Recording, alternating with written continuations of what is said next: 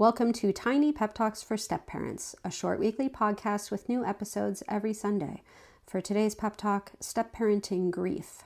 Because no, actually, this is not what we signed up for. Step parenting contains the full spectrum of human emotion. You start out all happy and in love and excited about building this new family with your partner. And then as things progress, you become increasingly aware that no, actually, this is not what you signed up for. We can do hard things though, right? So we pivot, we adjust our expectations, we scramble to adapt. Only somewhere in all that hustle to figure out how to step parent successfully, we forget to say goodbye to all that we're leaving behind. Like never knowing what it'd be like, just you and your partner. Not getting to share those milestone firsts with your partner because they already did all that stuff with somebody else. The bond with your stepkid not being what you envisioned, the family and the future that you thought you'd have. Step parenting requires a lot of sacrifices, many of which are significant and most of which we had no idea we'd have to make.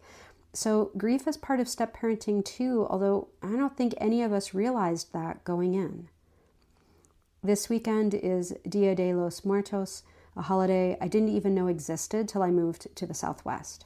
It's a celebration of our ancestors and lost loved ones. Here in Tucson, we host the All Souls procession as part of that, where folks can tuck a little note or remembrance into a huge ceremonial urn that's burned to ashes at the end of the evening. There's something gorgeous and cathartic that can come from leaning into grief and honoring what we've lost instead of shoving it down or hiding from it. Grief is part of the life cycle alongside birth and death. New chapters are only made possible by ending a previous chapter. These step families we're living in are only made possible by the death of the family that existed before. Even our definitions of blended family or step parenting need to die out to make room for the reality of our lived experience. We need to mourn these losses before we can appreciate the reality of this new family we have. Mourn the sacrifices that we had to make along the way, and in doing so, honor those sacrifices. We can't let go till we've grieved what we've lost, and we can't move forward till we let go. So this week, please give yourself permission to grieve.